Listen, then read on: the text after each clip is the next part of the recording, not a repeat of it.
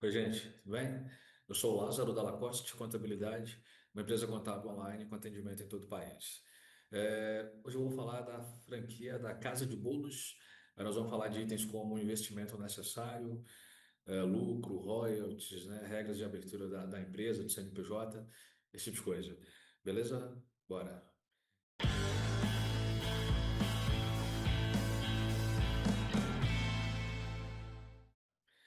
Então, turma, o contrato de franquia é a ocasião em que a franqueadora, mediante uma remuneração, transfere ao franqueado o direito de uso da marca, né, o know-how, a técnica adquirida ali pela franqueadora. Isso é feito através de um documento chamado COF, Circular de Oferta de Franquia. E nesse documento tem lá os direitos, né, e deveres, né, de ambas as partes, a questão financeira ali, as regras, né? Aí quem tem interesse de ser um franqueado da Casa de Bolos, como de qualquer outra franquia, é só entrar no site deles lá, né? O time comercial deles vai entrar em contato. Vocês vão começar a negociar. Beleza? No que se refere à Casa de Bolos, os principais números são esses que eu vou mostrar aqui para vocês. Tá bem? Então, a época que eu gravo esse vídeo, eles atuam com duas modalidades, a Mini e a Standard. Então, para adquirir uma uma dessas duas aqui, vocês vão ter que desembolsar essa quantia aqui. R$ 200.000 para mim e 300 mil para Standard, né? Desses valores, geralmente, uns 20% desse montante é a taxa de franquia, né? Que é uma remuneração que vai lá para a franqueadora.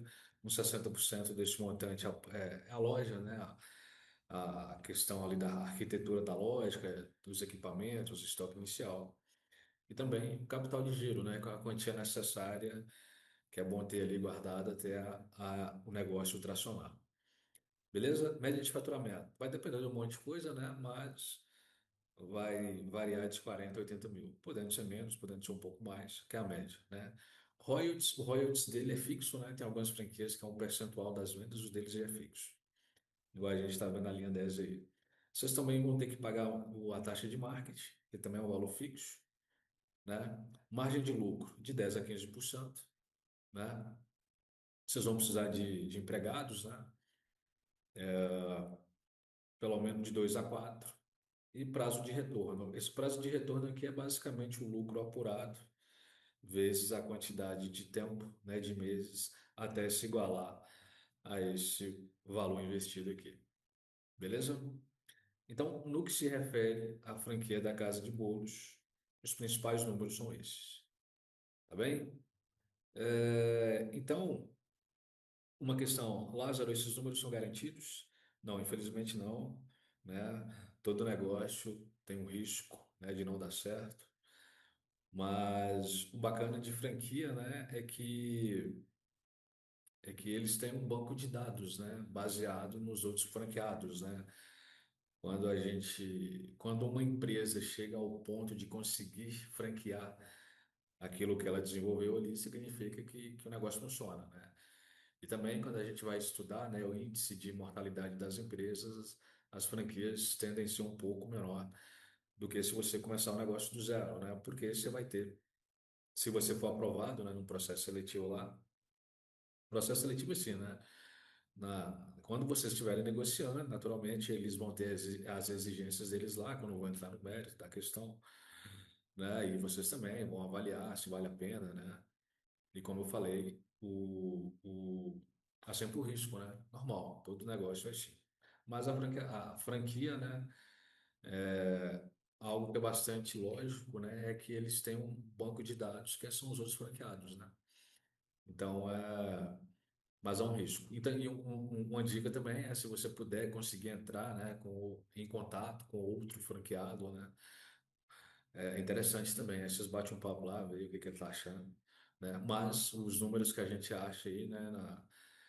Que são públicos, né, divulgados, são esses aí que eu trouxe para vocês. Beleza?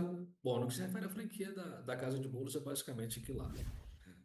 Agora vamos continuar falando aqui de questões comuns a todo tipo de negócio e a vocês também.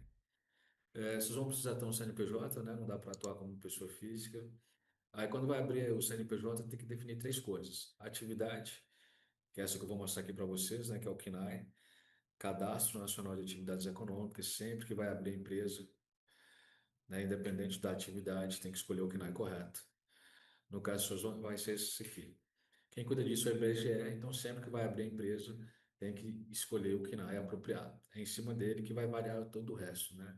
Impostos, né? Parte burocrática ali. Então, esse cara aqui. Beleza? É, uma outra questão importante a se definir também é o tipo jurídico, né? Se vocês agirem individualmente sem sócio, a modalidade mais utilizada hoje em dia é a sociedade limitada unipessoal, e tendo sócio, a sociedade limitada, né? Tendo sócios, haverá um documento que chama contrato social. Nesse documento vai ter lá os direitos e deveres dos sócios, a participação no capital social, a participação no lucro. Capital social é toda a quantia necessária para pôr a empresa de pé. Então, todo aquele valor lá que a gente viu, aquilo ali é considerado capital social, né? Que mais? Parte tributária. A primeira opção que tem no Brasil é o MEI, né? O microempreendedor individual, só que o MEI tem várias limitações, né? Uma delas é o faturamento. O faturamento do MEI, para quem não sabe, atualmente, né? Enquanto eu gravo esse vídeo, é 6.750 por mês. Né? Naturalmente, vocês vão querer faturar bem mais, né? Inclusive, a média, igual a gente viu, é que fature bem mais, então não vou nem falar muito do MEI. Não podendo ser MEI, é a próxima modalidade que tem a microempresa. Né? Nesse caso aqui, aí vocês vão precisar ter contador, sistema de contabilidade do Brasil. Toda pessoa jurídica de direito privado tem que ter contador, isso é lei, né? É obrigatório. Né? Aí o contador, para abrir o CNPJ, vocês vão gastar uns R$ 500, né? Que são taxas que vai para a prefeitura, para o governo. Tem que comprar um negócio que chama certificação digital. Daí o contador, além da abertura, ele cuida no licenciamento, né, nos órgãos públicos, tem que fazer, né, da apuração dos impostos, ajudando na emissão de notas fiscais, da folha de pagamento, né, da entrega de declarações para o governo, da contabilidade em si, né? O que é contabilidade? Contabilidade é pegar tudo que vocês ganham ali, que vocês gastam, né, e apurar o resultado. Né? Se positivo, lucro, se negativo, prejuízo, se lucro vai parar lá na declaração suas de imposto de renda da pessoa física e fica tudo alinhado, né? Fica tudo redondinho ali. Beleza? Bom, que mais? Vamos falar um pouco agora da parte financeira e tributária. Um exemplo que eu preparei aqui para vocês fixarem melhor, né? Então, o, eu coloquei, eu fiz esse exemplo aqui, aí eu considerei um faturamento de 60 mil, né? Coloquei o Prolabore, né, que é o salário do dono, nós vamos falar mais, empregados, estoque, aqui são as matérias-primas, né, os fornecedores ali que vai precisar naturalmente, royalties, né, marketing, aluguel, serviço tomado, depreciação, outras despesas. Depreciação não é uma quantia que você gasta em caixa, não. Depreciação é tipo o consumo daquele investimento que vocês fizeram lá. Esse negócio influencia na contabilidade e no resultado, né? E da linha 19 à linha 23 eu calculei os impostos, né? O intuito do vídeo não é ensinar a calcular o imposto, então eu só calculei e joguei aí nos tipos tributários mais usados no Brasil, né? Simples Nacional, lucro presumido e lucro real. Então, na linha 24 aí, a gente conclui que o Simples Nacional fica mais barato, né? E o Simples Nacional, como o próprio nome sugere, ele tende a ser mais simples, mais barato. Ele sempre será o melhor? Não necessariamente, né? Tem que fazer o que eu fiz aqui, pegar os números reais, lembrando que isso aqui é um exemplo, né? Na vida real tem que ver os números reais e fazer um planejamento, né? A lei permitindo o melhor modo, naturalmente, o mais barato. Beleza? É, rentabilidade. Então, considerando que comércio, não só a casa de bolos, mas comércio, geralmente é isso, é de 8 a 15 ali, né? Serviço, né? Prestadores de serviço tendem a ter uma margem de lucro um pouco maior, indústria um pouco maior. Mas no caso seu, aí realmente vai ficar nessa faixa aí, igual a gente viu lá. Que mais? Prolabore. Vou falar um pouco dele. Prolabore é o salário do dono. Geralmente, as franqueadoras, uma das condições para ela admitir o franqueado é que o franquear, que o dono da franquia esteja no dia a dia, né? O olho do dono é muito importante, né? E, exceto se você já tem uma outra remuneração por algum outro lugar, né? Não é bom ter um risco fiscal no sentido de chamar todo o caixa retirado da empresa de lucro pode dar problema. Então, o Prolabore resolve isso. O que é o Prolabore? O Prolabore é o salário do dono. Ou seja, quando você, além de dono, atua no dia a dia da empresa, você não pode chamar todo esse caixa retirado da empresa de lucro, né? Você precisa oferecer a tributação, pelo menos um salário mínimo, né? Que é o que a gente chama de Prolabore, né? Aí a lei é, é opcional, né? Você pode ficar tanto entre o piso, que é um salário mínimo, e o teto, que atualmente é 8 mil alguma coisa. E eu coloquei o piso aqui, né? De um salário mínimo, que é o mínimo, né? Sobre esse valor vai ter o INSS, né? E também, se você decidir recolher sobre um prolabore maior, naturalmente os impostos serão maiores. Porém, os benefícios também, né, que também tem os benefícios, né, você vai pagar o INSS, mas são os benefícios, né, aposentadoria, auxílio-acidente, salário maternidade, né, auxílio-doença e o principal, naturalmente, é a aposentadoria, né?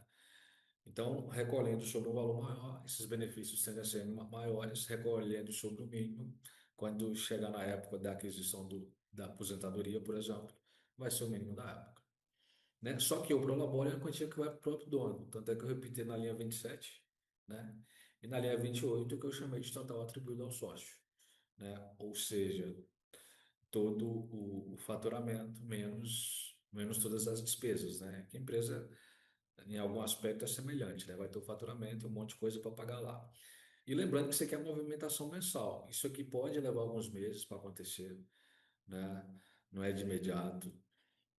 Mas, e também aqui dentro é o que aconteceu no mês. Aquele investimento lá de 200 e 300 mil, ele não está aqui.